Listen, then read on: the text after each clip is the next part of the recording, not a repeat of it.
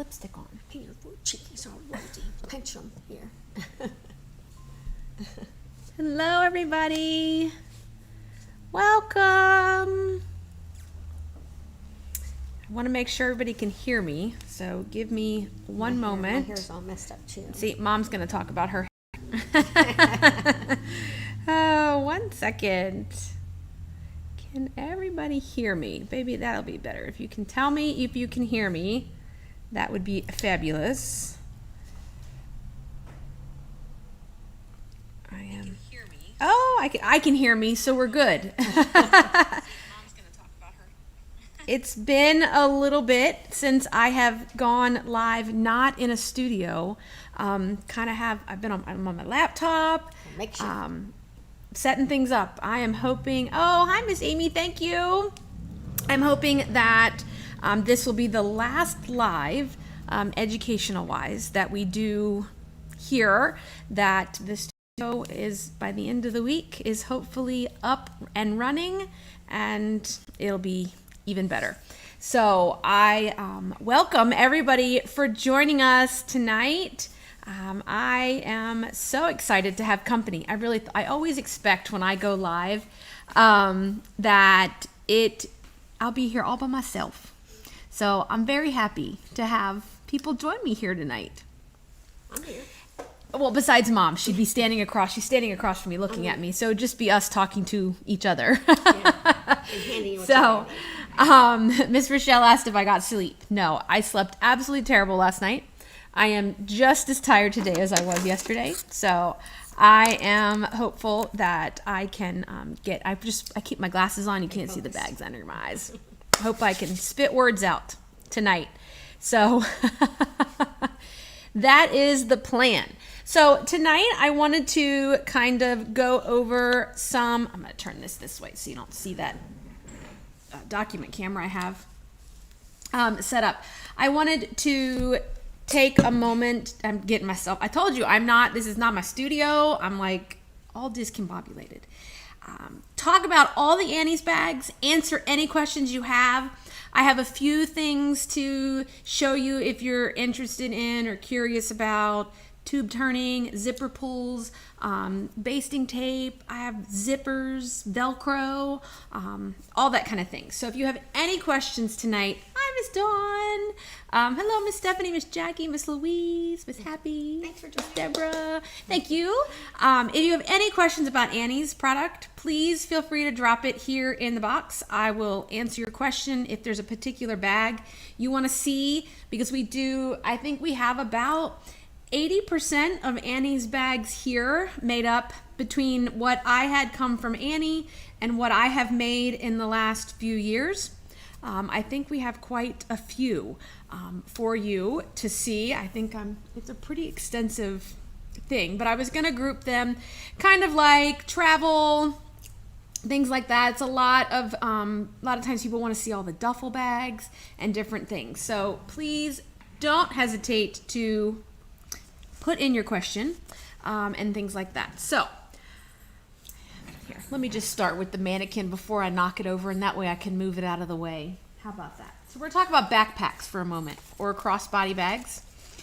I have put a link in here in the chat box here for the link directly to the Annie's products. Yes, I will do that for the Annie's products that we carry here in the store.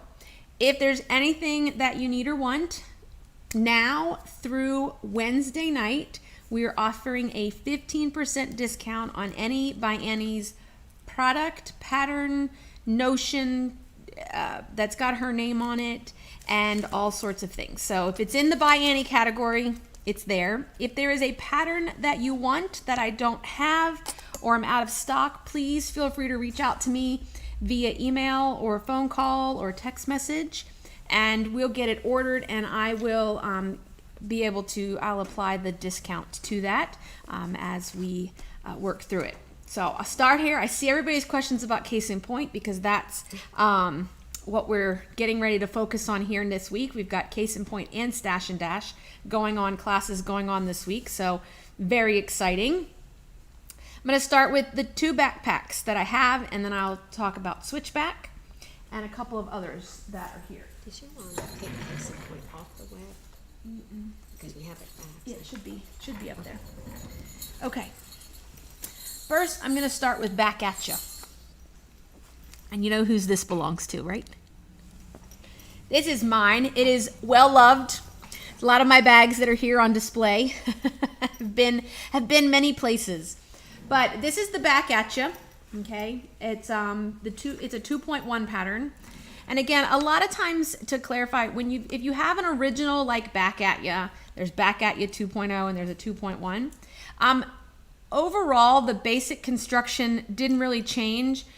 She usually updates graphics. She may make a change to the way, the technique of how something went in, but typically the measurements for the overall finished bag has not changed. Okay, so it's not like you need to run out and buy the 2.1 if you have the 2.0 or the original.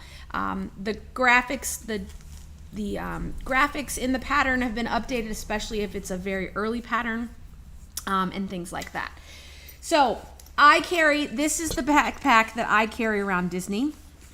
It has the adjustable straps. There is a pocket in the back. It's actually a really good size for a tween, teen, even like an 8-9-year-old. It's not too big. This is the one. Nobody's stolen my penny. Oops, I just threw it. There's been a penny in the bottom of this backpack the entire time. A little girl today opened it and said, "You know, there's a penny." Oh, that's her lucky had penny. a little customer come in today and let me know my lucky penny was in my backpack. So in here, there is a slip pocket in the back, and then there is a mesh pocket up front of that, and then there is a magnetic pocket in the outside front, and inside of that pocket, there is divided little pieces. There's actually credit card slots in this front magnetic pocket there for you as well. So that's your Back At You, adjustable straps, all that. Everything, I'm a big quilter. Hello, Miss Lisa again. I quilt on the long arm. Okay, so all my stuff is long arm quilted. I don't have time, unfortunately. My job doesn't allow me to have time. So I quilt everything up on a long arm, unless it's a couple of original small bags were done other ways. The other backpack that we have here with us is the hi Miss Linda, the Out and About. Okay, Out and About, again, also a really great little person. Okay, size. It is a wider padded strap. Okay. So it is adjustable. Let me pull the pin out of that before I stab myself from where it was stuck to the mannequin. They are padded straps, adjustable as well. I think great for like daycare or anything like that if you have. What's also nice about this is this backpack opens and folds absolutely flat. So there's nothing getting lost down in the bottom of that. Can really even be like an overnight bag if you need to put a pair of pajamas in there, send them to grandma's house, anything like that. And then the front of the backpack also has a piece that completely folds down. There is a elastic, expandable, divided little pocket in front and a mesh zipper pocket here as well. And so again, great for an adult, great for little people as well. No, none of my little people, at least in the ones related to me, have any of these backpacks, but you know, I'll have time. There, Mom's gonna be my hander. The other backpack slash bag that we have, and I pointed out, is the Everyday Every Which Way. Okay, this bag, now that you're not, it's not gonna help you. Everyday Every Way. Okay. This bag is considered hi Miss Deanne, a diaper bag, backpack, purse. Okay, so it can be done a lot of ways. Honestly, get my bells. I apologize for all the jingling. The only thing that really makes it a backpack is that in the pattern there is a changing pad. Okay, that's sized to fit inside of here. Okay. So inside the bag, there are mesh pockets. There is beveled pockets as well, so they could hold, hold on to that bell, can hold, you know, if it was a diaper bag, it could be bottles, cylinder things, or, you know, other dividers that you can put in there. What makes it a diaper bag, again, like I said, is this diaper changing pad. It has on it, there is divided pockets, one big pocket here on the front. There is a removable shoulder strap on it. There is a slip pocket on the back, and in that slip pocket on the back holds the backpack straps that come out and get attached to the rings on the side of the bag. Okay. So you can take it from a carry bag to a backpack to a shoulder strap as well. And then take the backpack straps off and you can carry it just like a large purse, tote bag, overnight bag, anything along that lines. What's great is if you're like, well, I really like it for the purse size of it, okay? Like it because it can hold a lot. It's got, you know, fairly nice straps. And even these straps are long enough to go on your shoulder. They don't have to, they're not real short. If you were to make this bag, not intending it to be backpack, leave the backpack straps off. Don't make the backpack strap. If you don't do the backpack strap, you don't need the side triangle rings that you would use to clip your backpack strap into. So there's also the side pockets on the bag as well that house the triangle rings for the shoulder strap. And again, never plan to hold it over your shoulder with the adjustable shoulder strap. You could leave these side pieces off. And this pocket can also hold water bottles or other cell phones, other things like that. And if you're not using the strap, you can tuck that triangle ring down so that it's not sticking up in the side of the bag. Okay, so I think this bag is what I call it, like a hidden sleeper. A lot of us don't even consider it. We look at it like diaper bag. I'm not making that. I don't need that in my life. But I really think it's a great size purse as well. Okay, we have the Switchback. Let me see if I can get it off the mannequin. She's hanging on the mannequin over here.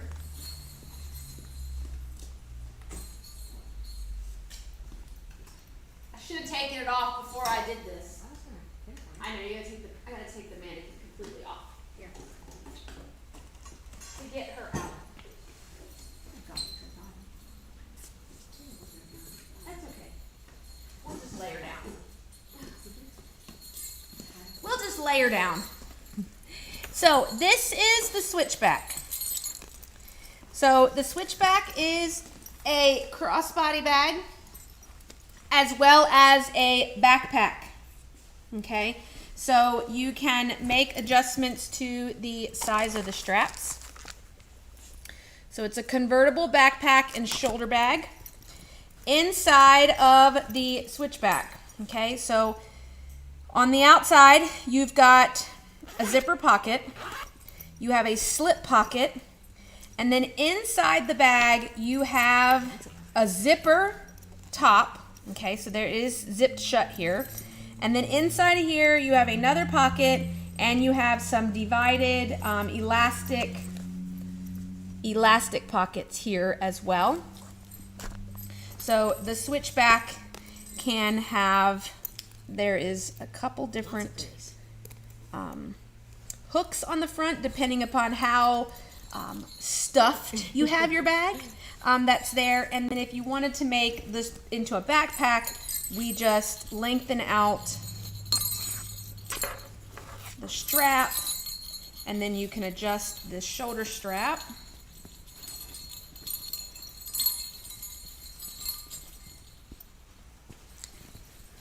I need help. And carry your backpack like that. Like it. So that's the Switchback. It's a fairly new, maybe about a year and a half, 2 years old. Now, this is one of those patterns I have taught a class in it. There is one step in this pattern that you need to read the words and do the words as she tells you. Because when it comes to putting together this section of the bag, don't get too cocky. You think you know what you're doing, but she's going to throw you a curveball. So make sure you pay attention to the pattern and the way that she's telling you to put it together to keep it correct. You're going to think it's wrong. Trust the process. I think when I taught this class, I think we may have done it a couple of times because we did not trust it. And just something was not right.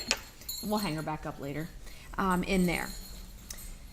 So those are backpack convertible crossbodies, diaper bags. She does have one more thing about diapers since we're here, just in case, is the changing pad. Okay, this is the changing station, designed to be a piece that you could drop into a larger bag or carry as its own. Okay, so there is a zipper on the outside. It velcros, and then the changing pad is attached to it. So you've got a place for wipes, a place for extra diapers, and then when you're all done, you can fold this all up into one piece. So it fits in the everyday, every way. It fits in a duffel bags, anything along that line. So if you are somewhere, you can just pull this out and take to the restroom to change diapers versus taking everything with you. Now, the question is, how do we keep that changing pad, if it gets liquid and wet, from not being wet? So there's a couple of things that you can do. You can just go with it. This one here we have on the store is actually quilted with cuddle on both sides. So obviously it's going to be absorbent. So if there's an accident, just squish it in, wash it all when you get home, because everything we have is washable. There is 2 products that we could use to make something water resistant, okay? Not necessarily waterproof. Now you could use, they call it PUL. I'm not even gonna try to pretend like I know how to polyurethane something. It is what they make diapers out of, reusable diapers, rubber pants from back in the day. It's called PUL. It used to be, you can find it at online sources and stuff. We used to carry it for a while when the whole make your own diapers fad came back into play. So you could use PUL. Note though that if you quilt it, it is going to put holes in it, which does make it a little leaky in that aspect, but soft and stable is absorbent. It'll suck it up, and again, everything's washable. But if you wanted something that was wipeable, not just for the changing station, she has the glow and go inside any of like the Clam Ups or the diaper bags or the Ditty Bags, anything along that lines. There's 2 things. There is Slicker. Okay, so Slicker, Heat and Bond also makes an iron-on vinyl. Slicker is from Lazy Girls. It's not any of them that's on that sheet right there. Here it is. That one, if you can see it. We sell it by the yard here in the store. It is an iron-on vinyl. Okay, so you would iron it on, and then you peel off the paper and then iron that, and that makes it water resistant. And I can't find the piece here that I had with Slicker on it. It's probably down in the studio or at home, or I gave it away to somebody. But the only thing that I don't care for in Slicker, if it's something that's going to be folded and squished and crunched, it gets crunchy. It doesn't stay slick. So you could do Slicker before you quilt the project, okay? But note, the holes from your needle going through the Slicker give the liquid a source to get into something. not a lot, but it is there. Or you could you could slicker after you quilt. I do find that slickering after you have quilted your product, it is harder to get the slicker to, you know, kind of indent and get into the grooves, so it doesn't look as smooth as it possibly could, okay? But like her Glow and Go, which is her makeup bag, which I don't have here, it's on my list to do, is perfect because it's fairly flat. I would slicker prior to quilting because, again, I just want to make it wipeable so that my makeup brushes, like I have makeup brushes, that actually get used. I have makeup brushes, but do they get used? No. But that way, I just want to be able to wipe it off if anything makeup brush-wise or makeup powder-wise gets on it. So it's not like I need it to be water resistant. The other product that I like to use is Odie Coat. And I prefer Odie Coat. It's a product it's a gel coating that gives an oilcloth effect to fabric. It's waterproof and stain resistant, okay? I am looking to see if, one thing I meant to look. What's that? It doesn't say if it's food safe. It's acid free, but you know what? There are a lot of other things in the world that are going to kill me if I don't put my sandwich on a dry bit, and I'm not going to eat it liquefied. But if I were going to put this on the inside of a snack baggie or something, I'm pretty sure I'm okay. There's plenty of other stuff in the world. But the way that Odie Coat works, it is a gel. Careful. Okay? Yeah, don't dump it all over your computer, Amy. I do it after I've quilted my fabric. Okay, I like it after it's quilted. You don't want to quilt it and then you don't want to Odie coat it and then quilt it. Okay, it's going to be harder to quilt because it is going to be a little not stiffer, but it's just do it after you've quilted. If you've quilted a really big piece and you don't really want to Odie coat at all, Odie coat it after you have cut your sizes and secured the edges or sealed the edges, as Annie refers to it. Now she says when you seal edges 1/8 of an inch all the way around. I use my serger, and so I take my serger and I just run a narrow 3-thread overlock around all my pieces, and that's what I use to secure my edges. Straight stitch, you could zigzag, either way. I have a serger. I'm gonna use it. Okay, 3-thread overlock. I prefer a 3-thread. That way it's narrow and it's not going to be in my actual my actual seam allowance, so it won't show when I go to start to put the bag together. Okay, take some Odie Coat, put it down, scrape it off. Okay, kind of smooth it around and scrape it off, and then put the excess back in the jar. And you do that a couple of times. You can't. It's hard to see here, but there is Odie Coat on the blue, okay, but there isn't any on the orange. It is still pliable and usable.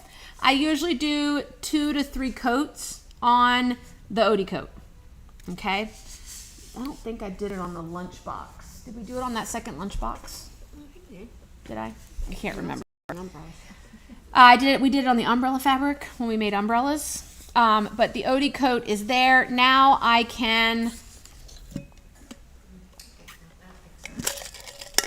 may not have done it on the second one. I think it's on the inside. On the inside?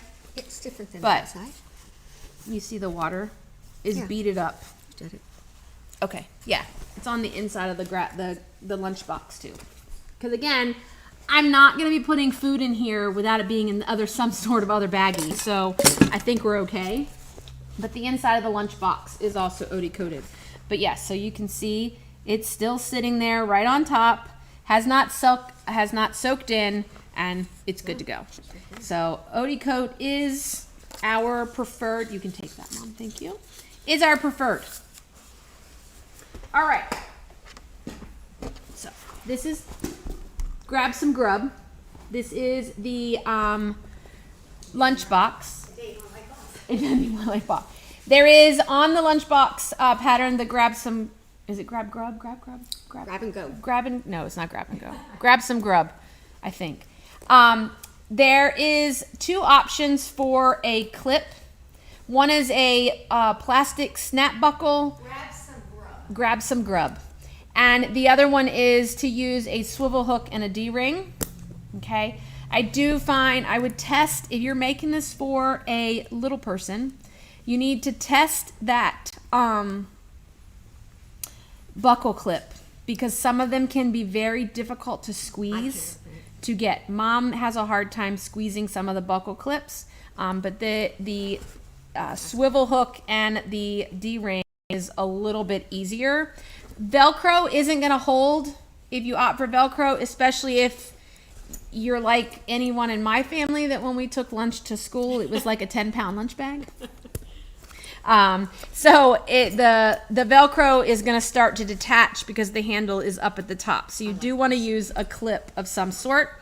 There is an option here at the top to put a piece of chalk cloth that you could then write on. You could do a fabric accent, or you could embroider on a piece of fabric and then put that here so that you have a customized label, or you could leave a note. There's also a pocket, a vinyl pocket on the back that you could put such and such belongs to, so that you don't lose anything. And these little side pockets, you could stick, you know, a piece of candy, some fun. You could hold a pen or a pencil, and everything would be right on the back of the lunch bag for you as well. So that's grab some Grub. Okay. Now, as you start to make Annie's bags down the road, you're going to have probably lots and bits and pieces of soft and stable, unquilted soft and stable, so that it looks, and multiple pieces. And that's not the piece that I want. Oh, here's the piece I want. So you're going to have all these random pieces. The soft and stable, you can glue. I'm not using glue though. You can put back together and create larger pieces. You can seam it. Now, I don't want you to put it right sides together and sew a seam allowance. That's going to create bulk. I mean, if you were going to quilt it fairly dense, you probably wouldn't notice it. But I like to, there's two ways to do it, okay? One, you could do it like we typically do batting. Straighten up your edges. So you have a nice straight edge, okay? So that this is gonna very easily go next to the other straight edge. Don't try to do this with it all being jagged. Straight edge, and you can just zigzag. Doesn't have to be anything fancy. Zigzag it. I typically widen my zigzag to be, or lengthen. I widen it up so it basically has enough distance to go left and right. So 4 or 5 millimeters on your machine across. My length was about a 3 or a 4, and I zigzag. Now, it's fine. If you're gonna quilt it all over, that type of thing, it's fine. If I was going to quilt a piece of seamed soft and stable with vertical lines that I plan to do this way, I wouldn't do that. I wouldn't do this. I would make sure that you could do this, but this to me leaves, it's hard to see, let me see. It kind of leaves an indentation. And so if you don't then quilt right in that area, I feel like you can see it. It's just my personal preference. But so that's why I do, if I am going to zigzag it, I widen it up so it leaves less of an indent than it is. I hope that makes sense. But what I like to do is to use basting tape or batting tape, okay? Batting tape, if you have strips of 906F, not the SF101, the Pellon 906F, the stuff that we use for t-shirts, t-shirt quilts, cut it into a strip, and you can apply it to both the front and the back of that section of soft and stable, and that's glued together and it's flat. Okay, so that, join those, we call it Franken-soft and stable. Frankenstable, your soft and stable back together, okay, to make it larger. Now, I don't spend a lot of time doing this for massive giant bags, but doing this for smaller projects. Like your stash and dash here too. It just needs a 10 by 20. Stash and dash, 10 by 20 rectangle of soft and stable.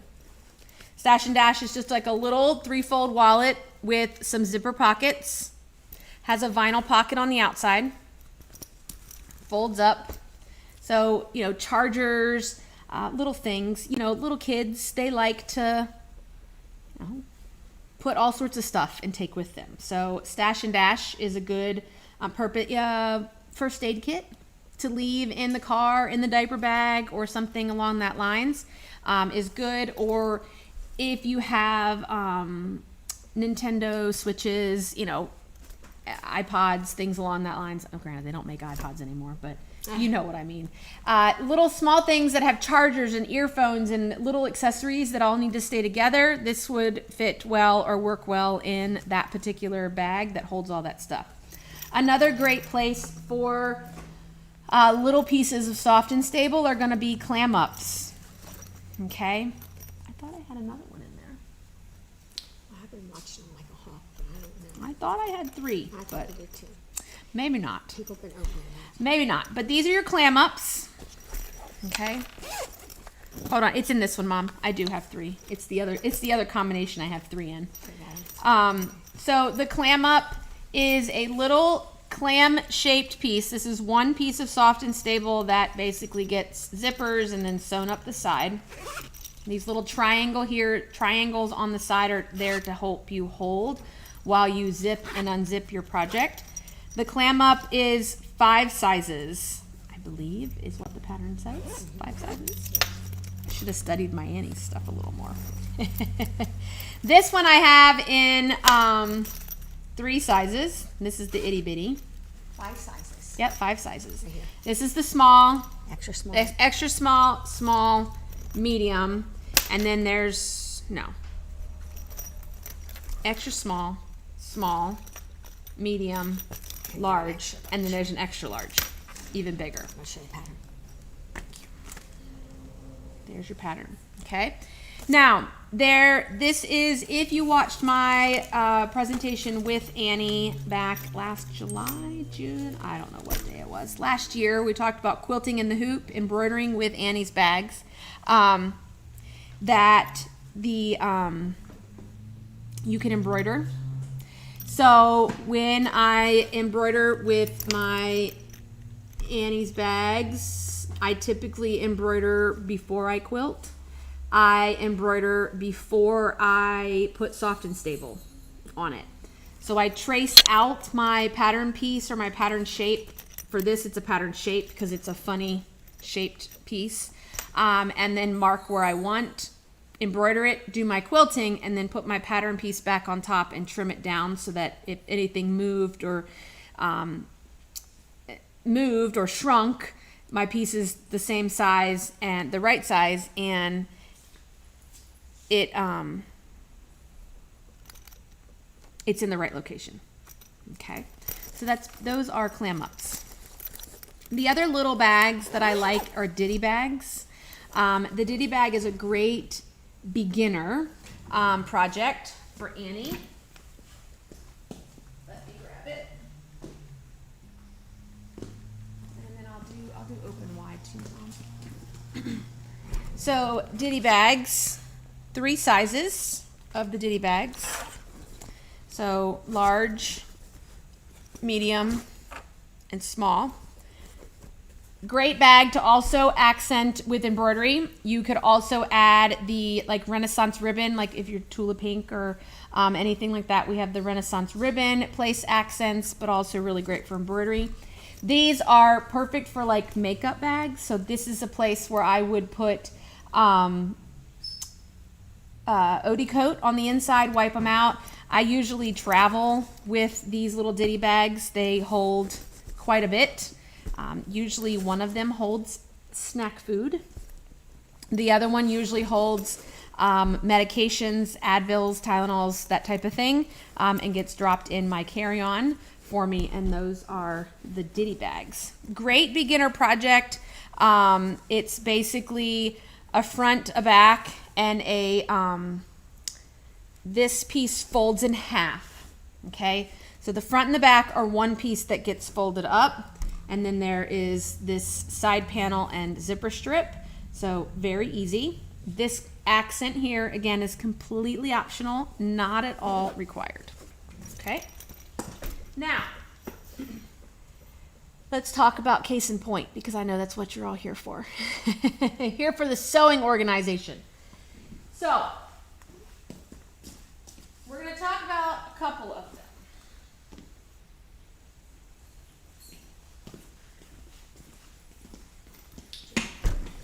Case in point for our patterns. No, we're good.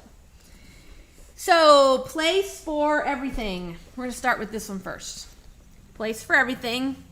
Case in point. Big sister, little sister. Okay. The place for everything, we're on a 2.0 version of place for everything. And case in point, we're only on the first version, but in class, we're going to make the case in point Amy.0. We are going to, in class, we are going to do some modifications and changes and things along that lines for that, for the most part. Oh, thank you, Miss Jen. So, case in point, if you own not case in point. Power. No. Let me just stop and take a drink of water real fast, okay? If you own Place for Everything version 1, throw it in the trash. No. It's a beautiful bag, a lovely bag, but all the pockets in the original Place for Everything are vinyl. Lots of vinyl pleating. I didn't even bring the bag over here. It's in the studio. I made 3 of them. I don't need to make any more that way. So the original Place for Everything, the handle's in a different location. In the original Place for Everything, it's kind of upside down. So if you picked it up the way that it was different. Oh, my hairs. So definitely Place for Everything 2.0 is a pattern that I would replace my original pattern with. It is completely, the sizing is the same, the concept is the same, but with pages and things like that, but it's better, okay? We now have longer handles, not just a carry handle, okay? And it opens, when it sits and we open this way, the book, it opens up, okay, this direction. You have a slip pocket, a divided slip pocket on one side. You have a zipper pocket on the other. There is an optional carry strap that can be added to the bag to carry it on your shoulder, or you could make these handles larger if you didn't want a crossbody strap. And when you open this bag, it opens to pages that has things in it. So these pages are removable. There is a strap that holds the pages in, so you can pull pages out. Oh, look, there's my oil for my machine. Oh, look, there's my other rulers. Speaking of which, let me just put that where it belongs while I'm standing here. There are 4 different styles of pockets, and honestly, even more styles of pockets that you can ever imagine. The pockets can be mesh with the zipper on the side. They can be mesh with a piece of elastic at the top if you wanted to light slide paper in it. You got vinyl pockets with zippers, vinyl pockets that can be divided in multiple sections. You have mesh pockets if you want. So there's lots and lots of options.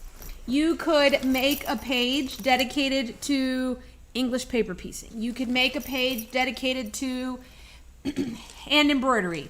And then as you go on a trip, you can change out your pages to be associated with that particular project that you're taking, okay?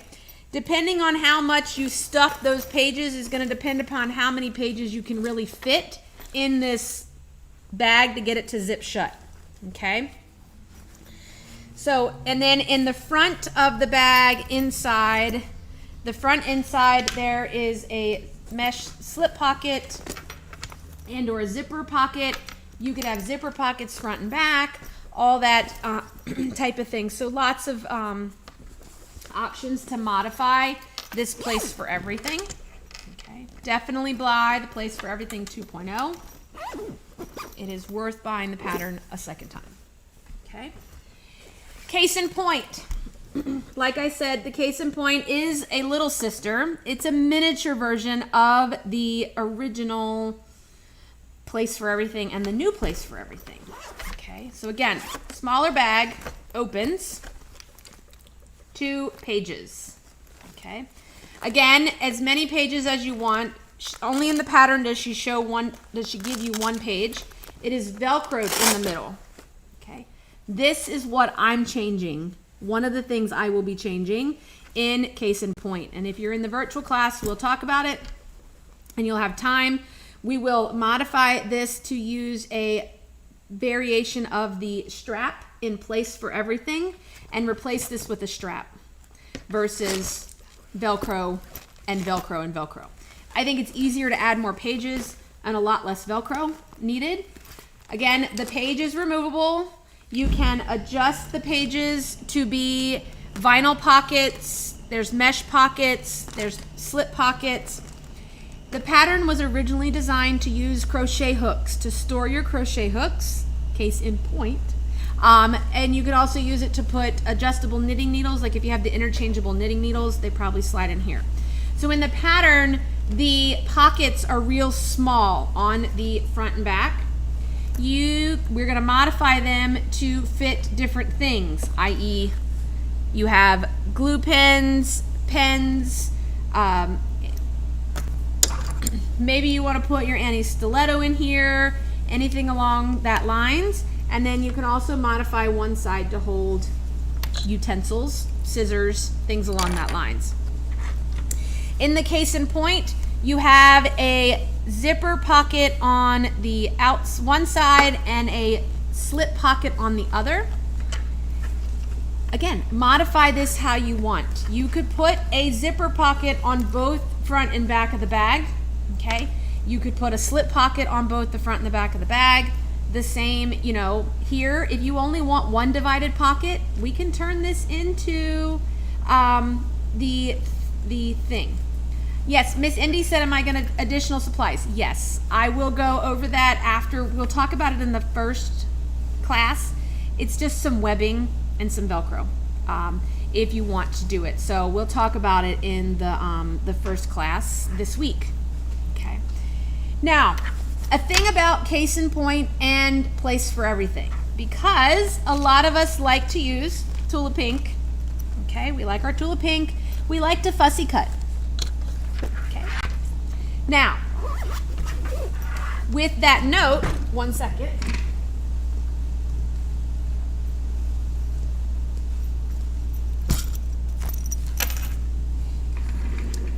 Remember, on those bags, both sides of those bag contains pockets and slip pockets. Do not spend all your time and energy trying to fussy cut the front and back covers of those bags because they're going to be covered. If you want to fussy cut something, you need to fussy cut the pockets because those are going to cover that of the bag. So do not try to fussy cut the front and back of the bag. You know how I know that? This bag. This is Take a Stand. Take a Stand is a big sister to the Open Wides. Okay, Open Wides. That pattern they're on the front right there, Mom. That pattern comes in 3 sizes. Take a Stand comes in 2 additional sizes. And the main difference between Open Wide and Take a Stand, both of which these are by far the Open Wide. The picture here shows the ribbon used as an accent. I have it as fabric. The Open Wide is by far my favorite bag. One, it's quick to do. Okay, lots of fun to do. This one is the smallest. What I like about it is the zipper does hang off the end, so you can open it all the way up. Open it wide. So small, medium, large, and then in the Take a Stand, the large Open Wide is pretty much the same size as the small Take a Stand. Now the main difference is Take a Stand contains pockets on the outside. Okay. So with centering this bag, I spent a lot of time trying to make sure the sewing machines were on the front, centered.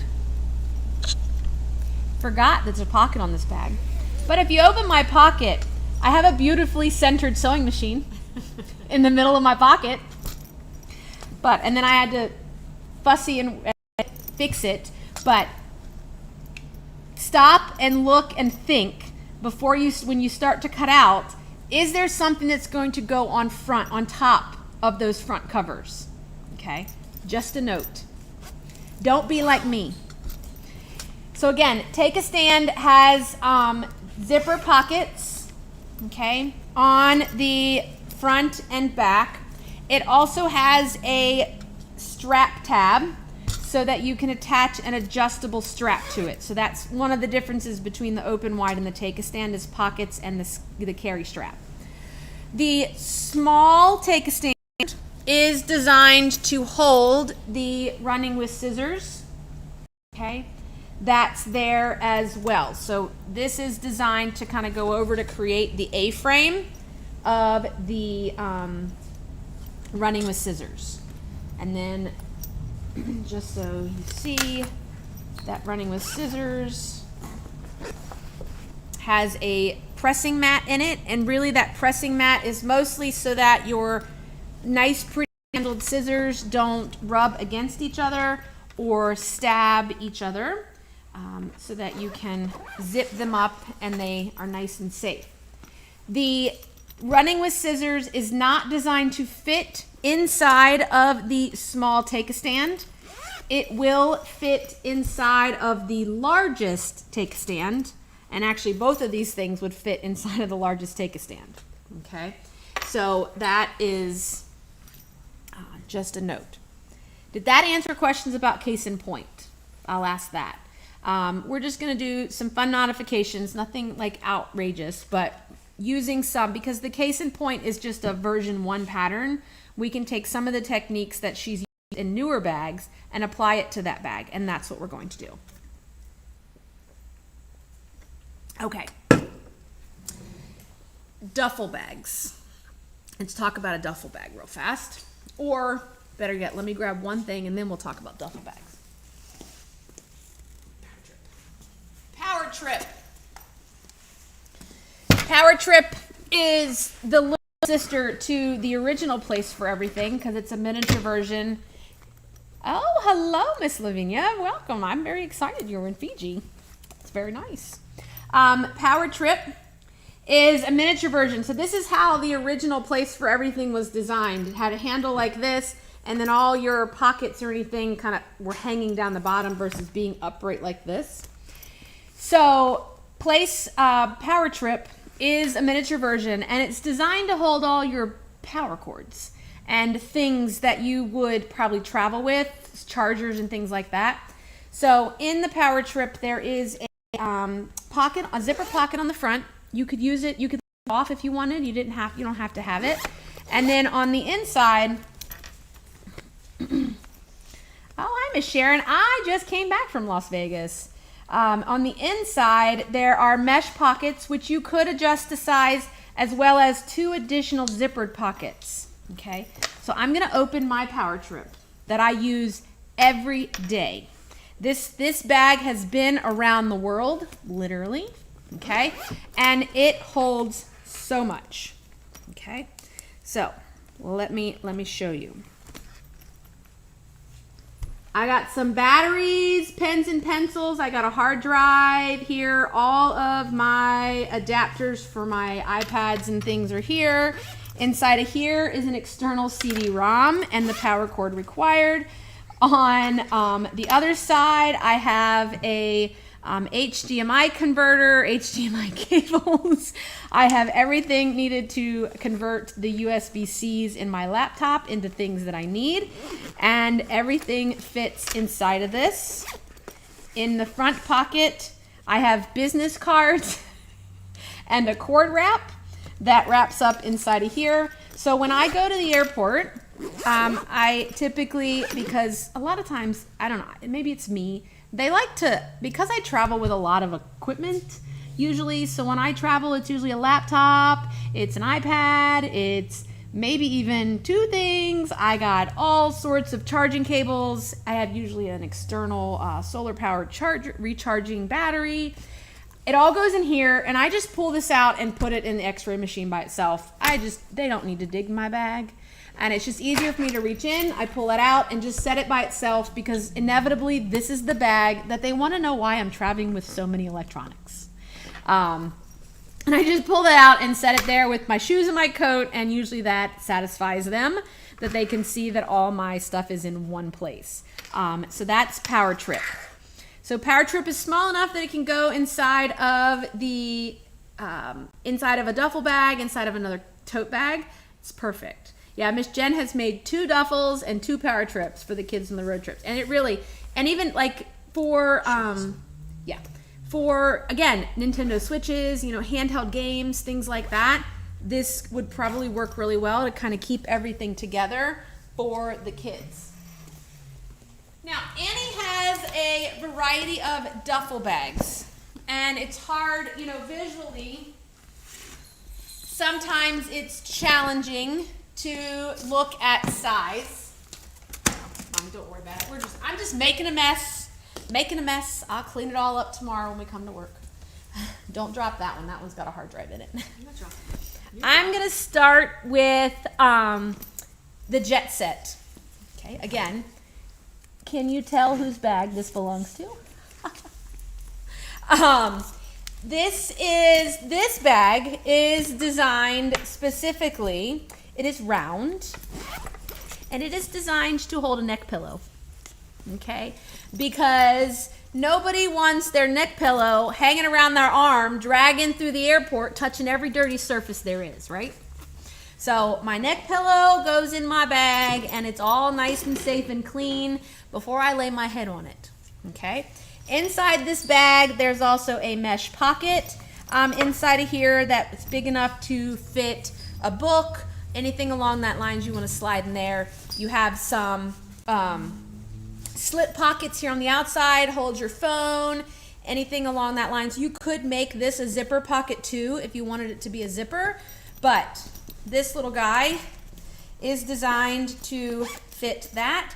In that pattern with the Jet Set also comes the business card holder, or, you know, luggage tag holder as well. And then it's got an adjustable strap and a padded carrying handle. Okay. The smallest of the duffels is going to be the Get Out of Town. Okay. So Get Out of Town. Slip pockets on both sides. Optional shoulder strap, carry long shoulder handle, okay, that's there. Side pockets on both ends. And on the inside of this bag, there is mesh pockets, or you can also do a fabric pocket. And then in the bottom of the bag, there is a sleeve that she has you make to add support. This is just foam core, but Annie does make a base stabilizers for some of her bags. They're not available for all of them, but she does have a clear base stabilizer that is designed to fit in that sleeve that she makes and then slide into the bottom of the bag, just to keep you from having a soggy bottom. Okay, and so I think there are 5 different bag bases, or 5 different bag bases depending on the bag, but not required. This is just a piece of foam core from the dollar store. Get a big 24 by 30, 18 by 24 sheet of it. You can cut it down. When it gets soggy or breaks, you can just get another one. I know y'all got Amazon boxes. You could cut a couple of Amazon boxes up and slide in there if you wanted, but there is an acrylic stabilizer that Annie does make. Okay. After the Get Out of Town, you could move up to the Ultimate Travel bag. Okay. So this is the Ultimate Travel. He's kind of angled. He's about the same width as the Get Out of Town. Okay. He's just a tad taller, maybe about 2 or 3 inches taller. That can go back inside that one. Okay. The Get Out of Town has a slip pocket and a zippered pocket, side pockets, a slip pocket, and a luggage strap. The other thing about the luggage strap is that it has a piece of Velcro on it. I'm going to talk about how to sew Velcro in 1 second. Has a piece of Velcro so that when you slide this over your luggage, you can then Velcro this so it doesn't, nobody can come by and jerk it off. Pull it off, okay? It's Velcroed in, it's not gonna slide left or right, it's not gonna move, okay? Inside here, you have slip pockets, you have a big, solid, massive, whole size of the bag zipper pocket. So you could slide something in there. And again, you have a base stabilizer and an optional shoulder carry, adjustable shoulder carrying strap, okay? So that's the ultimate travel, okay? Now, most of this fabric that you're seeing these bags in isn't available, right? Okay, so just sorry. I don't have time to remake them all. If I had an army, maybe, but I don't. This is the round trip duffel. You don't have one of those. No, I didn't make this one. That's nice. So the round trip, Get ready to lose the patterns. yeah, the round trip and the travel duffel are the same bag, but one is bigger than the other. One's Okay. smaller. One is longer and shorter, and this one is taller. This one's short. taller and short. This is long and short. Okay, so you can kind of see them together. The assembly of them is identical. It's mostly an adjustment of size bag. So you've got side pockets. It's okay. Front slip pockets, slip and zipper. And then on the inside is, again, a mesh zipper, a big mesh zipper pocket, and then there are slip pockets on the other side, okay? So that's the round trip duffel. And then the, and there is a, on that bag too, there is a luggage strap that you can slide that over the, 1 second, gonna sneeze. That you could slide over your luggage handle. And this is the Travel Duffel 2.1. This bag has been to Thailand and Japan. Again, it has a luggage strap. Now, let's talk about luggage straps or luggage. I don't know what she calls these things. These luggage slip luggage trolley sleeves. See? No, I'll get there. Trolley sleeves. If you have a specific suitcase that you are planning to use this bag on, I would measure your handle, okay? Make sure that your handle is going to fit in the space that is designed for this trolley sleeve, okay? Some of the newer suitcases, the handles get a little wider, so they are a little tight squeeze to get under here, so you may have to take and move your straps out a little bit for getting that, not having quite as much of an overlap, because this is overlapped about a 1/2 inch, so you could slide that out a little bit so that you didn't have as much overlap to give you a little bit more room with your trolley sleeve, okay? So that's the travel duffel. I didn't get that. I know you didn't, because I wasn't talking to you, Siri. So let me talk about, because I said I would talk about Velcro, okay? So we're going to switch over to the document camera here so that I can show you, and I'm going to hopefully not make anybody sick here. What'd you say, Mom? Yeah, Mom wants the strap handle. Mom would like the straps on the handle straps on the travel duffel a tad longer. It is heavy. Slides off. Now, Velcro. we're all very familiar with Velcro, right? Nothing fancy there. There are two pieces of it. You got the soft and you got the prickly. And the way it goes on is not a big deal. But the goal with Velcro is we want to sew close to the edge, okay? I typically make my thread match what I'm doing. However, it can be a little challenging because half of your foot is sitting on the Velcro and half is sitting off. So it's kind of sitting at an angle. For my Bernina owners, foot number 38. Foot 38 is considered a piping foot. It is, if you can see, it is low on one side and high on the other. So when I go to use this to sew on Velcro, it's designed for not just Velcro, but it's traditionally, I'll get my hand out of the way here in 1 second. It's traditionally designed for like braided cording and pre-made cording and piping. So I'm going to take the high edge of the foot is going to be on my fabric side, and I can put the short edge or the low edge of my foot on my Velcro. So I'm going to do this so that I can just cut this off when I'm done. It's a straight stitch foot, okay, so there's no moving your needles left or right or anything along that lines. And I'm just going to keep the edge of the Velcro butted right up next to that left-hand toe, and we're going to sew.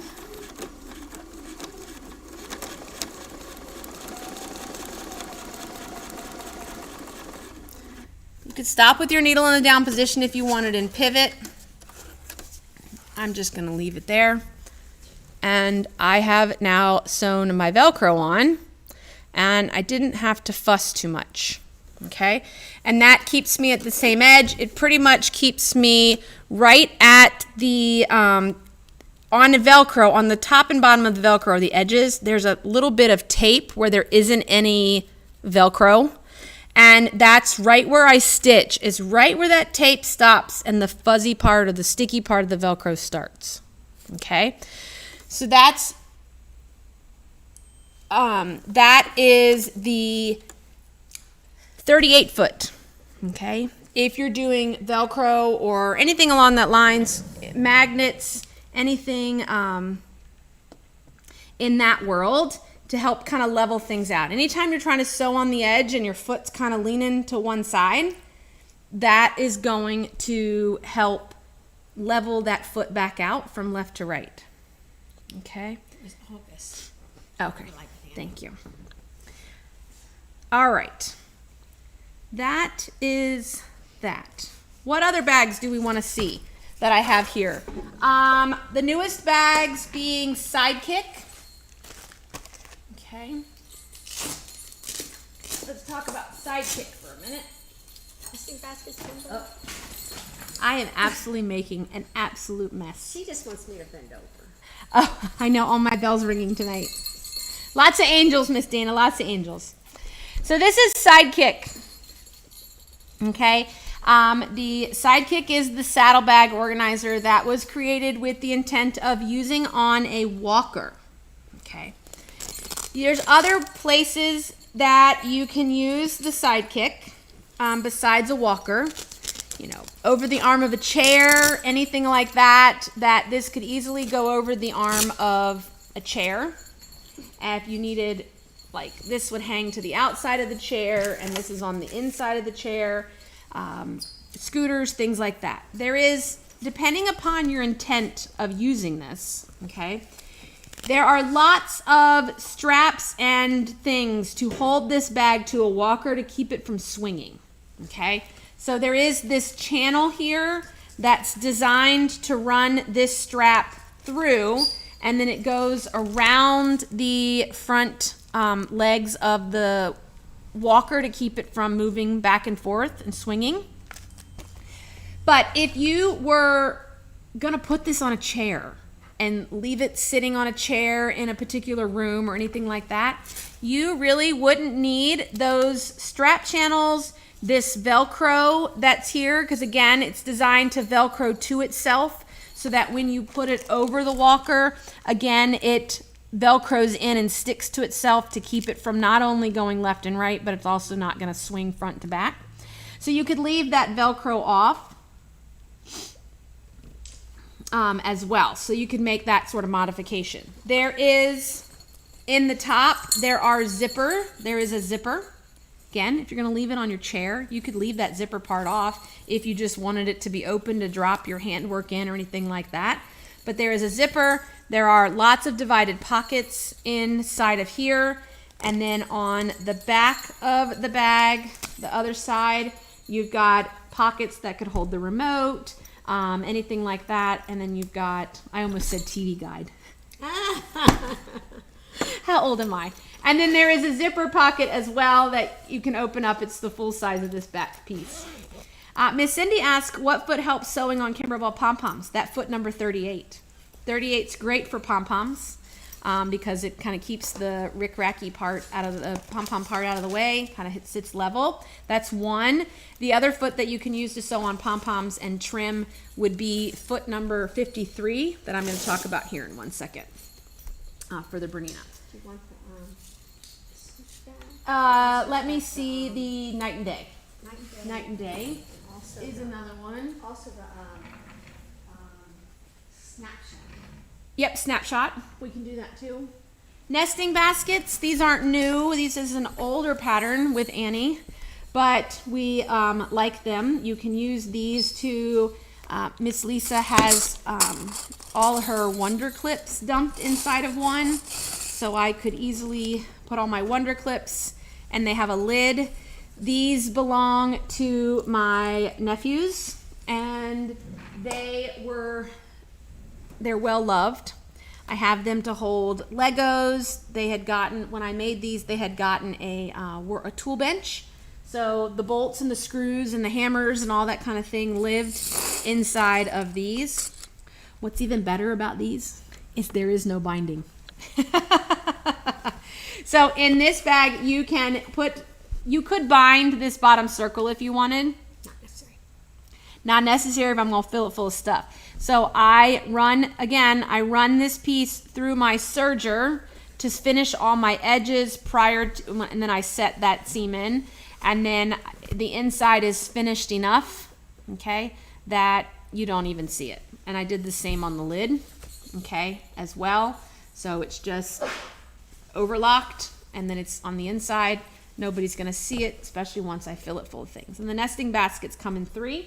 And she does have up on her website, I believe still is a free pattern and download, is the one that is considered pint size that will hold your Ben & Jerry's cartons so that your hands don't get cold.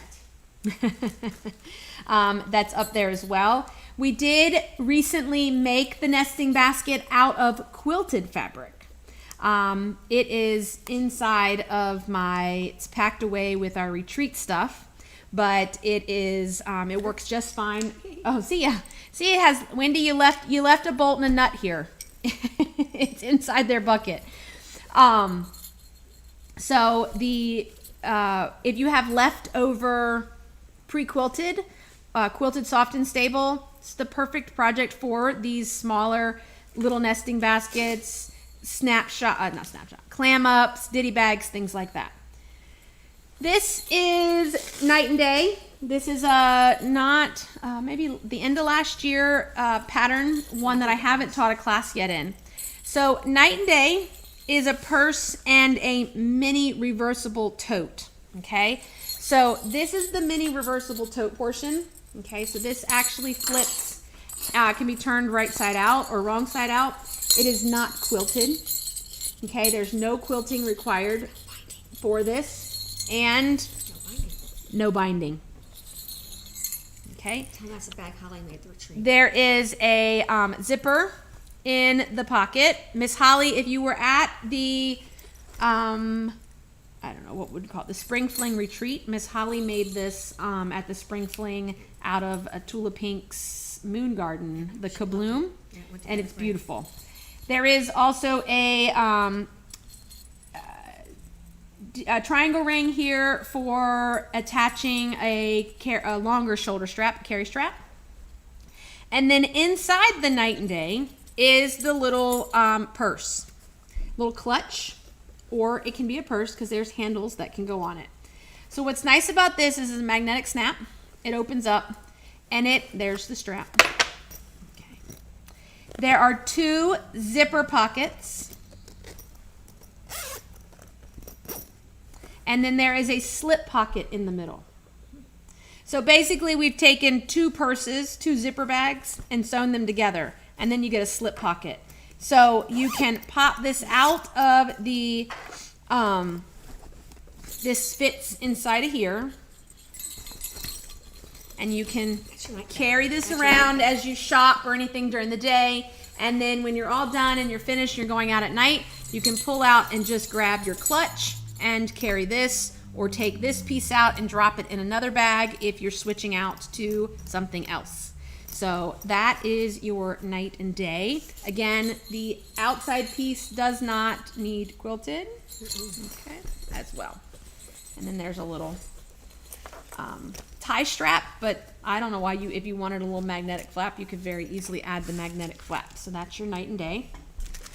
The other newest one I'm going to show you is Snapshot. It's a newer bag. I'm going to show you this one. Sorry about those bells. I should have taken them off. This is a fold over flat bag, not quilted. These are made out of cork. Okay, this is cork fabric. So it unfolds. Zip those bells up for the moment. Unfolds, opens up, and you can fill it full. Okay, and then you can fold it back down and snap it shut. The bag comes in 2 sizes. Okay, and there is an option there for an adjustable handle as well. So with the cork, nothing different done. Cork, they're soft and stable inside. You just treat it like normal. Okay. Questions? Y'all so quiet. We haven't really talked much about, I'm going to change over to the document camera for a minute, to the machine camera. Oop, let's come back up here so that we can see. Oh, sorry. A couple of things if we haven't talked about rounding corners. Okay, because in Annie's bag, she always suggests rounding corners. Okay. She gives you a diagram in the actual pattern, but it is, you don't always have a copy machine around. Mom, that's soft and stable. Hold on 1 second. Let me go get something here. Nothing, I got it. Okay.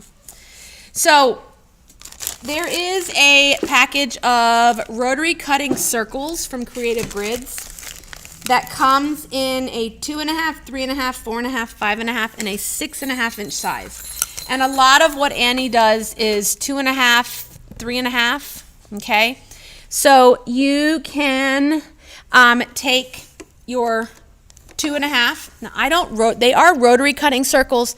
I really do not rotary cut around them. I use them to then draw my line and then cut it.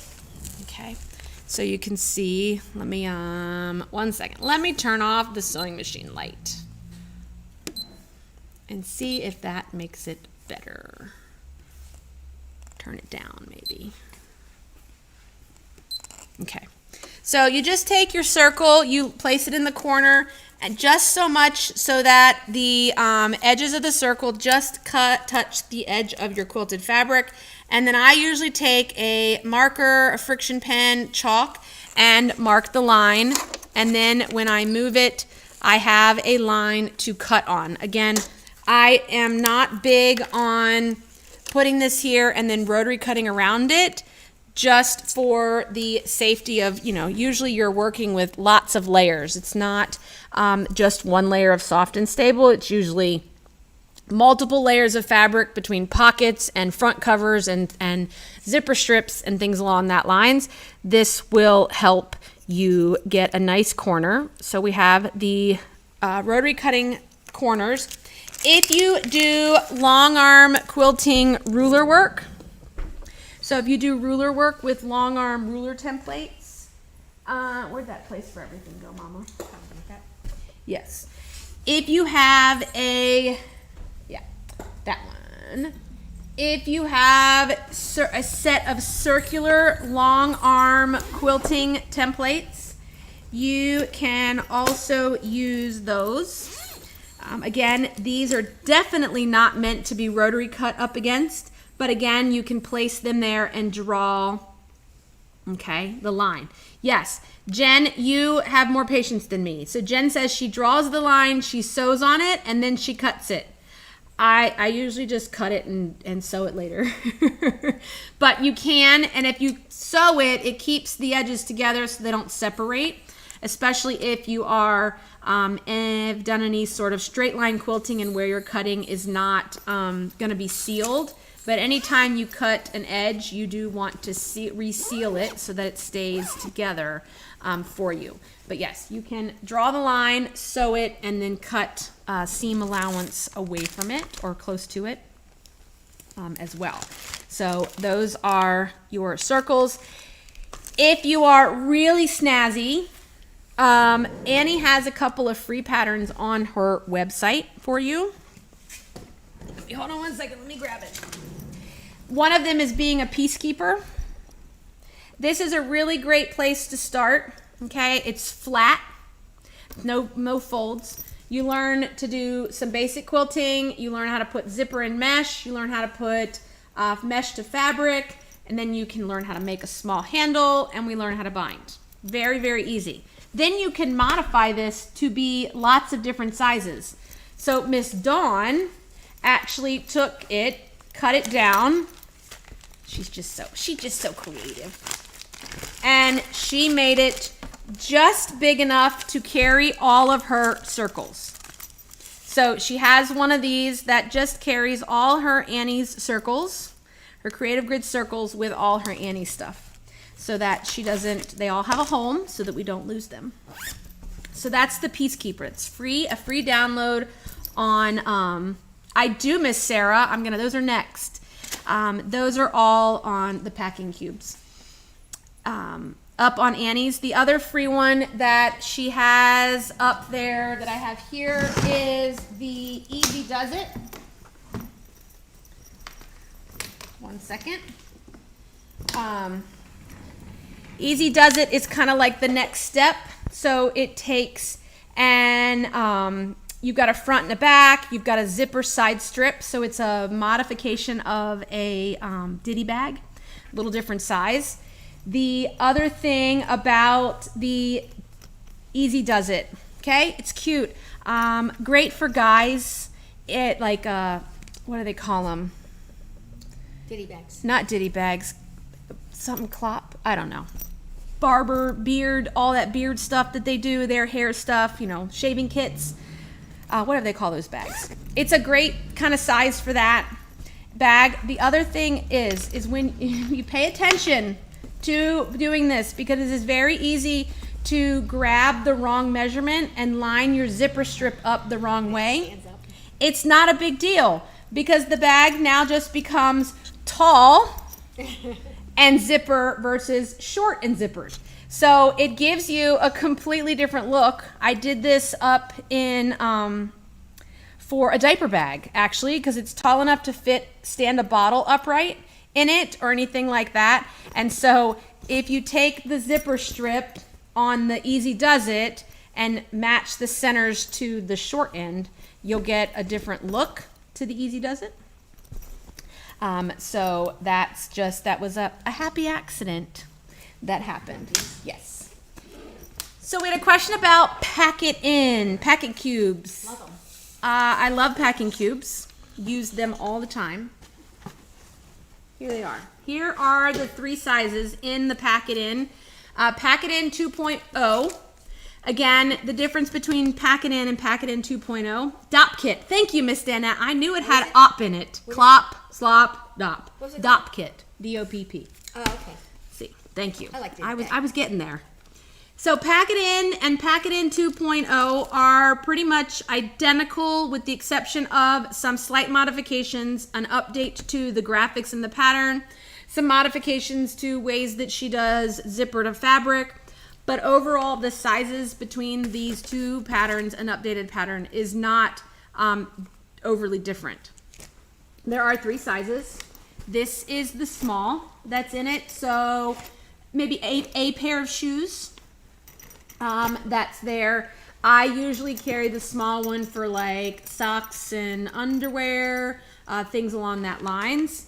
The next size up, so that you can see, is this one, a little bit bigger, fit a few more pair of shoes, a couple sets of clothes, things like that. And then the third size up, you can kind of see, Pack it in. is, let me just get it lined up here. The camera's all reversed on me here. Large size is 4 inches high. It's a little bit longer and a little bit taller, much bigger. She does put mesh in here. You could alter this if you wanted. We do mesh so it's breathable. It's also a little expandable. It's so that you can stuff some more stuff in it, and it's breathable. So if you've got dirty, stinky clothes, you know, you can air it out. And handles on top. And then they does have handles on them as well. You could do this as replace the front piece section with one solid piece, just like the back. So I would cut 2 backs out so that then you could put it would be a closed kind of suitcase case as well. So you don't have to do this as well. So you could replace it with this. And once you get one made, you could very easily alter and make them bigger or smaller. But these are pretty similar sizes to the packing cubes that you can find and purchase already made. Okay. I do find, you know, again, I have a lot of leftover pre-quilted. Okay. You're seeing my pretty ones. I make packing cubes that are like Punky Brewster style. Nothing matches. I got different things on the top and the bottom. I have different fabrics on the side strip because I'm just trying to use up my random sized quilted pieces. They're going in my suitcase. The inside of my suitcase could care less. And you know what? If TSA wants to open my suitcase, go right ahead. You're gonna get, they're not gonna care if my packet-ins are all mismatched and don't match. I do want to take a moment and show you the basting tape because some of you haven't seen it yet or haven't used it, but I want to show you the basting tape, and then I'm going to also show you, I know I'm talking a lot, I'm almost done, I promise, or make me be quiet, tell me to be quiet. If you do have questions, keep asking. And remember, between today and next Wednesday, if you go online and shop from the By Annie category, which I'm going to put the link in here, you will get a 15% discount on the By Annie patterns, and her mesh and all that stuff is up there too. Okay. So I'm going to come over to Annie's basting tape. Okay. Back this out just a bit. I feel like I got you zoomed in so close. So in a package of Annie's basting tape, you have 2 rolls that are 10 meters each, and they are sticky. Okay. So they like to stick. She is using basting tape a lot for fold over elastic, holding in mesh, holding down bindings, things that you want to make stick that are really hard to pin or clip. Okay, so fold over elastic. There's really no right or wrong side to fold over elastic. It is 100%. Do you want to see shiny or do you want to see matte? Okay, I like to go through and pre-fold my elastic, whatever direction I'm going to fold it, and I do just touch it with the iron, okay, just so that it just kind of doesn't fight me for wanting to lay flat. Okay. So I take my basting tape. I'm going to get a piece that is long enough to cover my elastic, my FOE. So if you ever see FOE anywhere, that is the abbreviation for fold over elastic. I'm going to try to do this so that I don't block the camera. I'm not going to put the basting tape right at the edge.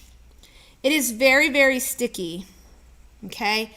And putting it right at the edge is where I ultimately want to sew, okay? And I don't want to sew through this basting tape because it is sticky, like I said.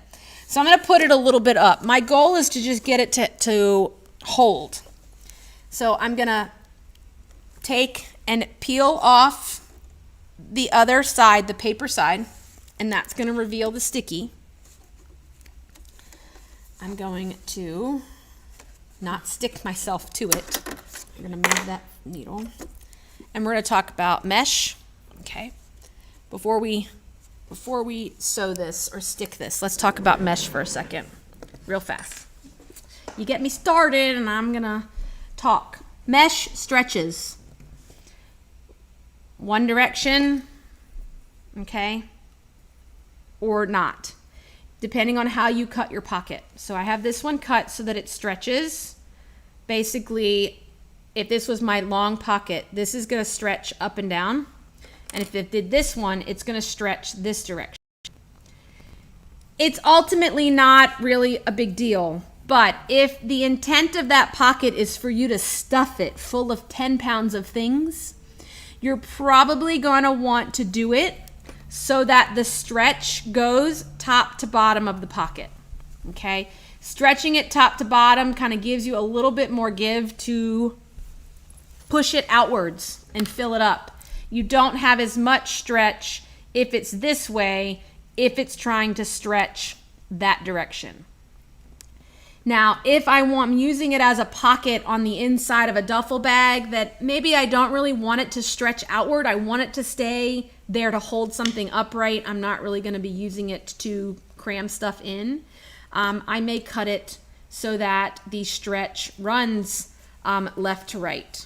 So, and if you don't care, doesn't matter, okay? Not a problem. You just want to use up as much of your mesh and not be wasteful, it doesn't really matter. But if you do really think about it, there is a direction that the mesh stretches that does stretch more in the pocket over the other direction. Okay, so I have my, it's gonna stick to me, my fold over elastic there. I'm gonna lay my mesh down so that the raw edges is at the fold, and I'm just gonna tack it there.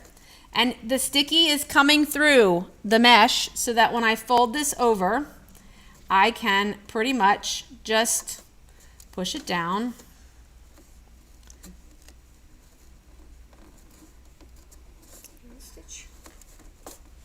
And it's going to hold it in place. I don't need to do any sort of pinning or clipping or anything at all to stitch that. Now, when I go to stitch this, I will use, a lot of times I would use a 1/4 inch foot, okay? So I'm, depending on the machine, 37, 57. I don't like to use 57, the Bernina 57 on an Annie's bag. I don't like the guide. I don't typically want, it gets in my way. I prefer 37 or 97. If you have a machine with dual feed, you can use dual feed on it or not. But the inside toe, okay, on a 1/4 inch foot, the outside is 1/4 inch. The inside toe is 1/8, and the inside of this alcove is 1/16. Okay, so if I line this up with the fold over elastic right at the inside of that alcove, I'm going to be really, really, really close to the edge. If we go to the inside toe, you're going to be like 1/8 inch to the edge, and you may have a little bit of a lip, but the goal is to be right as close to the edge as you can, okay? We can also use foot number 53, okay? 53 is a non-skid, it's a Teflon coated version, okay, of this foot. Works well on vinyls and meshes. I'm not really using it because of fold over elastic. I'm using it because I like this foot. So this foot has this larger toe, and then it's got the skinny one on this side, and we've got this little opening. If you've been around with Bernina for a long time, you may even have foot number 13 with you. Oh, let me rotate the machine versus move the camera. So I can place this foot down here. I'm going to get my threads are wrapped around this foot. I'm going to put this here. I'm going to set this down. Again, I've got the fold of the raw edge of the elastic is right inside this opening. It's butting right up next to this toe right here, and then I can sew.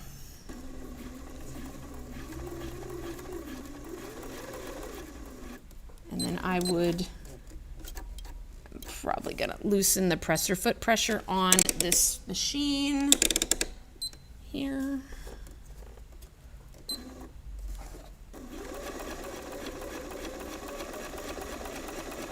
That's much better.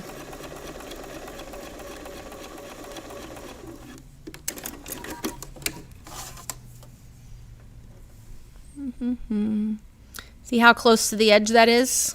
And that's ultimately what you want. Okay? You don't want any lip, and granted, you would be using the same color thread so that you don't see it, but it is in there right along the edge. And again, you could get that same look using your 37 foot and following that. If I went this direction, following that opening here right along the edge of the foot.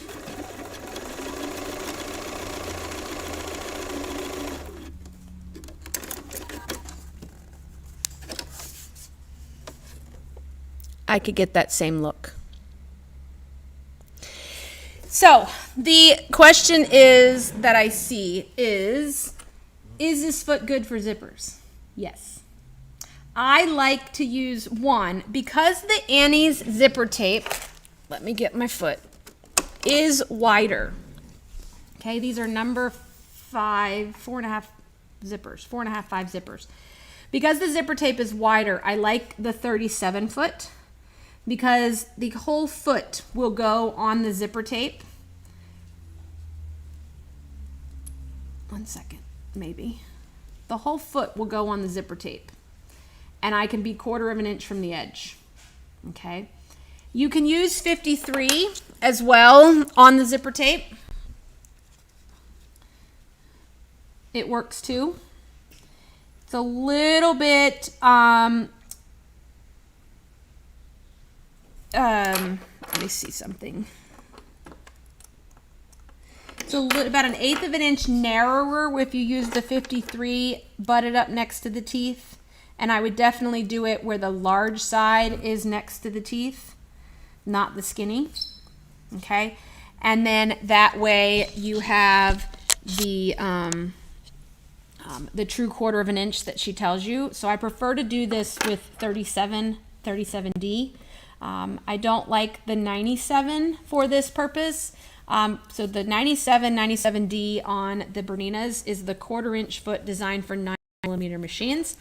Because the left-hand side of that 97 foot is wider than the right, it kind of rides on the zipper teeth, okay, and kind of rocks. It wants to push you off. So I prefer the 37, okay, or 37D for that purpose. Zipper pulls. Who likes putting on zipper pulls? It's not hard to do. So I'm going to talk about real fast and show you a zipper pull, or try to show you a zipper pull. Let's put it that way. All right, give me 1 second. We're going to not make you ill. I'm going to try to zoom this out. Don't worry about trying to get it back in the bag, Mom. Oh, did you get it? Okay. Now I got to find where the camera is. So the zipper end here, I'm gonna get to be clean. Okay. Doesn't necessarily be even, but I want it to be a clean end. Now, if you are using zipper by the yard, I would 100% feed your zipper pulls on using the ends that are that have no teeth on it. On this zipper, I take this zipper stop out and pull the zipper on, okay? And just by removing that zipper stop. If you have, this was probably a 24 or a 30-inch zipper at one point in time, but I'll show you how I do this. I'm gonna split this zipper just a few inches, okay? When you feed the zipper on, the zipper pull needs to be, you're gonna be feeding in the fat end. Do not try to put the zipper on using the short end of the zipper pull, okay? Yes, ma'am, Miss Rochelle. I have this fold-over elastic. We sell it by the yard up on the online. It should be there. I will go. I will double check. She's saying it's not there. I don't know. I gotta go look and make sure I activated everything. Make sure it shows up in that category. I'm gonna take the zipper pull. I'm gonna feed it on just barely onto the teeth. Okay, the key here when you're putting on these zipper pulls is that you don't want to be putting this side on and having it pretty much down here trying to feed this side in, because you're never going to get the zipper to be flat. Okay, it's not going to match, it's not going to feed. So the goal is the closer you can get these teeth to match, the better. So I'm going to feed it just on a tooth or two. And then I'm going to take this one and kind of slide it in till I feel resistance where they kind of meet. I'm going to hold them both and I just kind of pull down with my thumb and pointer finger while I'm holding the zipper tape with my hands, my other fingers, and my zippers on. If they're not 100% lined up, pull it off and try again, okay? If you have the end of the zipper is gonna be cut off, just move that bubble off the other end and it'll be even. Work the bubble out, okay? Sometimes you can get it right on the first time. Okay, I have a little bubble. You know what? I'm just gonna unzip and work out that bubble at the other end of my zipper, okay? Because eventually this is going to get sewn into the bag. I am really terrible at figuring out where my cameras are. This is going to get sewn into the bag, and when I cut this end off, you're never going to know. You can see I'm off about 2 teeth right there. And I could unzip this. What's really neat is, will you hand me my pocket packer? Tell her it's all online. Okay. If she searches just the word fold. Okay. Miss Rochelle, it is all up online. If you just, Mom says if you just search the word fold over, all one word, they'll all come up. It's 2 words. Fold over is 2 words? Oh, search it as 2 words. Fold and over. Yes. Okay, I didn't do it on that bag. What's really cool is you could unzip this. So let me go back here. I can unzip this. I have zipper tape. You know, there's lots of bags out there that use one zipper and fold it in half and turn it into another bag. I didn't bring another color over here, but you could take another half of another zipper and zip it together, and you could have a half green, half turquoise zipper here. Okay. Nobody said that both of these pieces need to go back together, have to be the same color. Now, what you have to make sure is when you do unzip zippers, okay, and separate them, that when you go to put them back together, that you have one right-hand side zipper and one left-hand side zipper. And you'll know because you'll have to flip one direction then the other. Both make sure that all your zipper teeth are going to feed in the right way, because otherwise one is going to want to go backwards over the other. So be creative. Nobody said that these have to stay the same color. Nobody says these have to these zipper pulls have to be the same color either. My Clam Ups have a different zipper color. My the black and white and pink ones. Clam Ups, the black, white, and pink ones, Mom. Or this one's black and white zipper pull. This has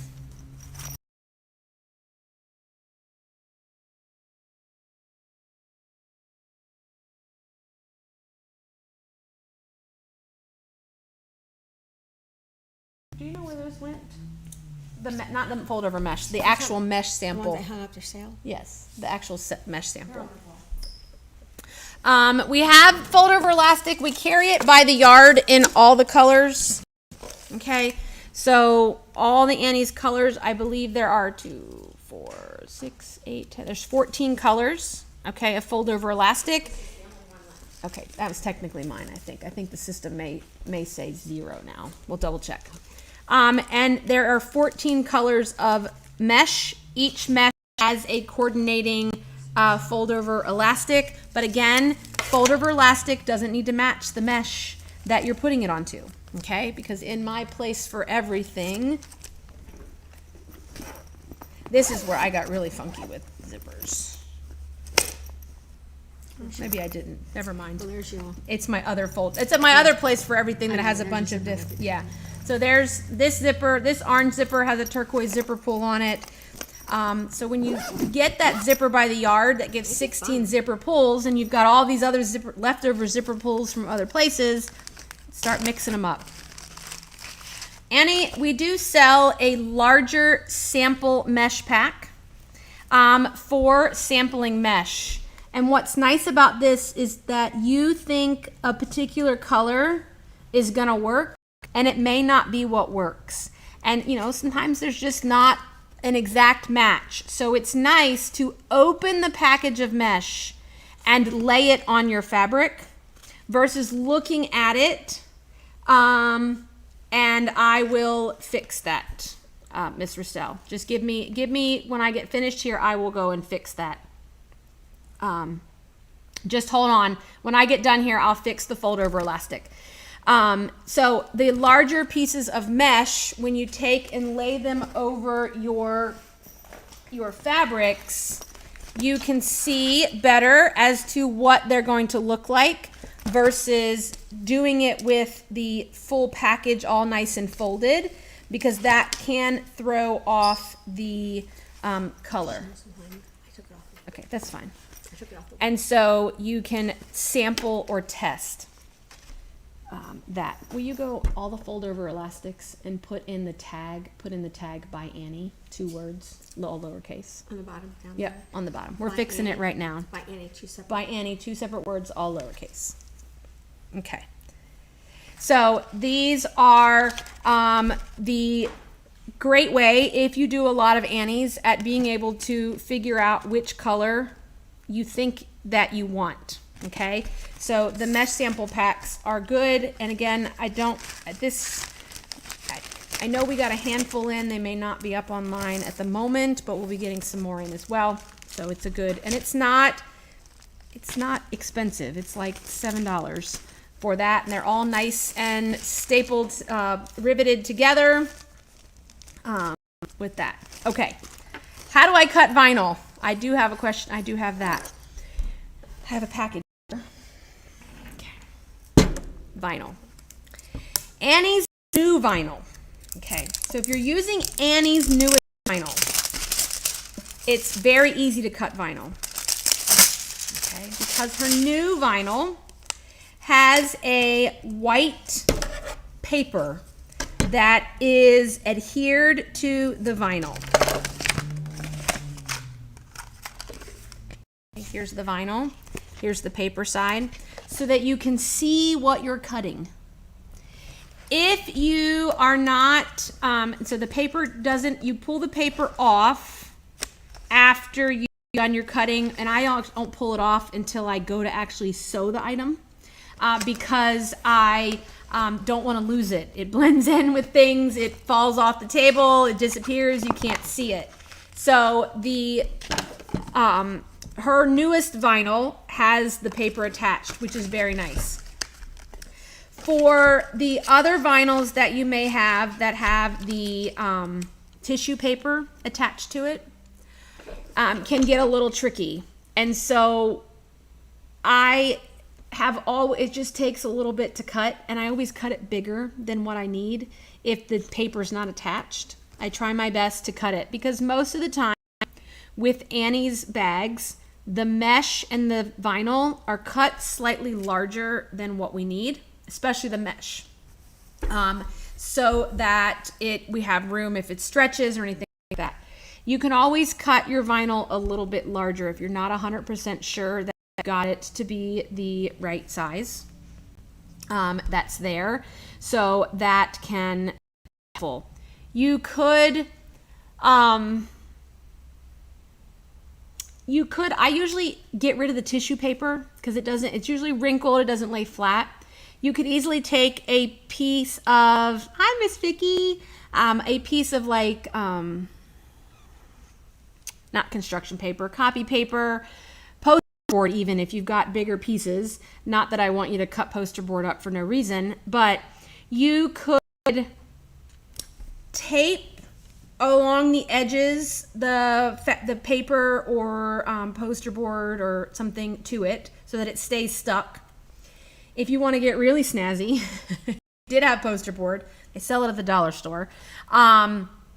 You could pre-draw all your measurements on that poster board and then cut on the drawn lines, and then you're not trying to, look at a clear ruler through clear vinyl on a colored mat that also has lines on it.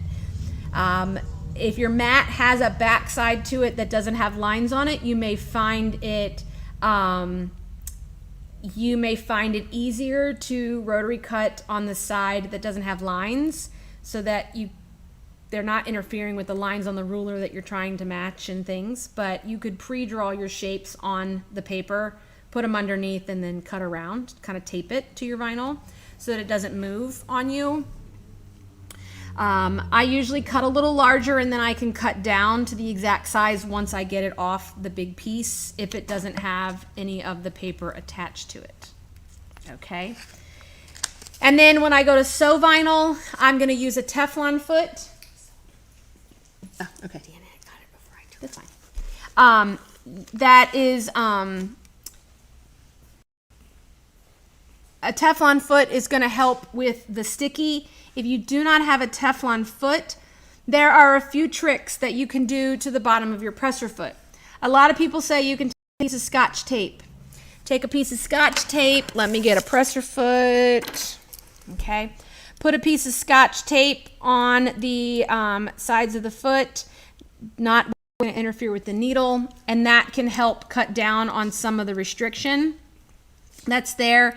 You could put a piece of tissue paper and sew through the tissue paper and then pull it off so that it doesn't interfere. If you don't have Scotch tape, you could put a piece of press and seal on the underside of your Teflon foot, but a Teflon foot is worth its weight in gold. Okay. A question we get a lot about Teflon feet. Give me 1 second. Let me get another Teflon foot out from under here. I have, yeah, you can take that one. I'm good.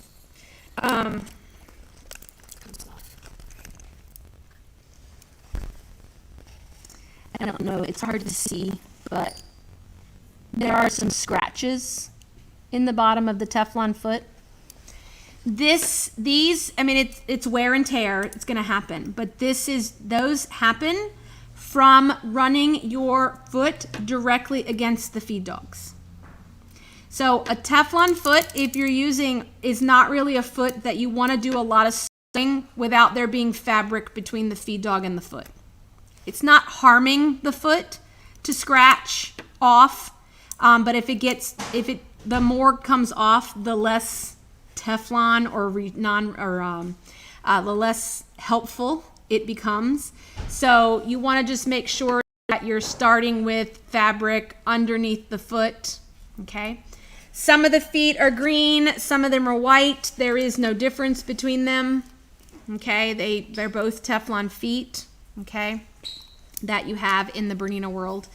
Unfortunately, I don't know other brands. I know you have to have a Teflon foot, but in the Bernina world, the 52, 53, 54, and 56 are our Teflon feet options, and I probably use 52 and 53 more than any of them.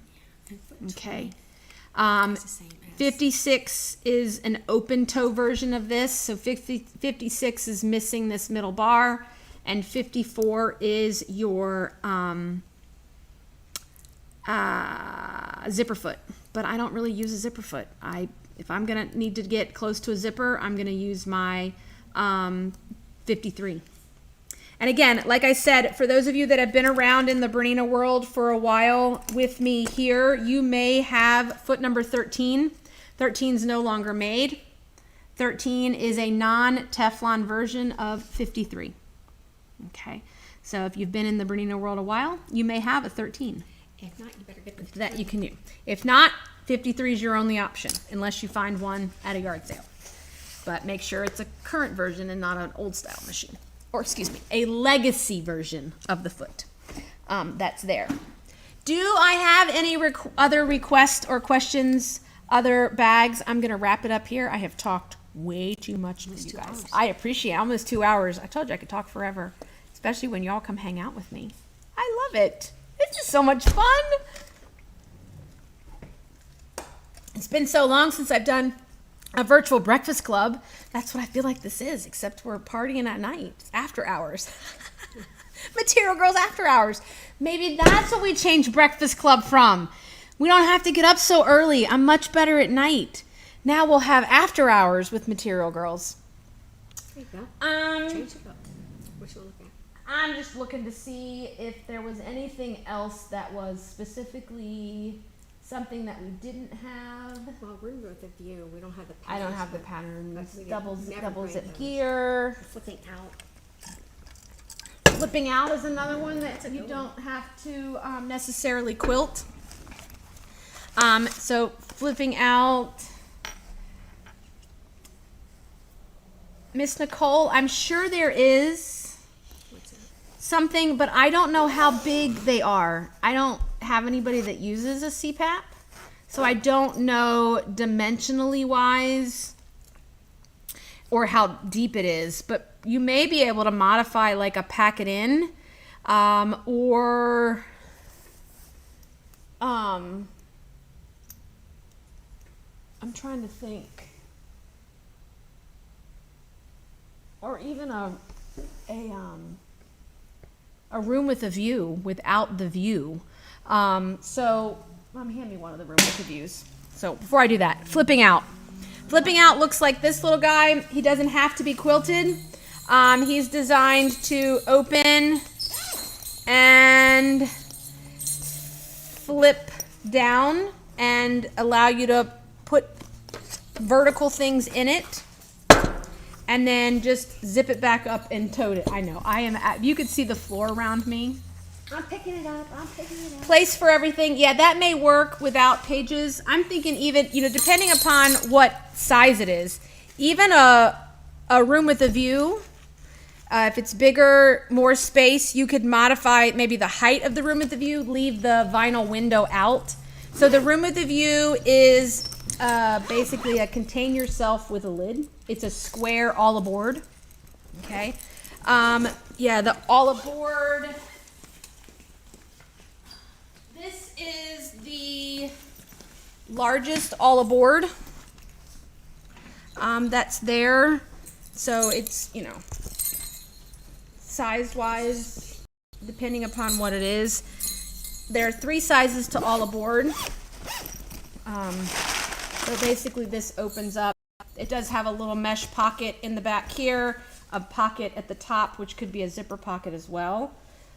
This is something else that if it was makeup wise, you could do the Odie Coat on the inside if it was gonna hold something that, to me it kind of like the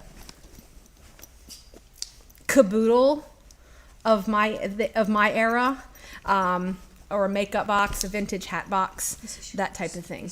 Yes.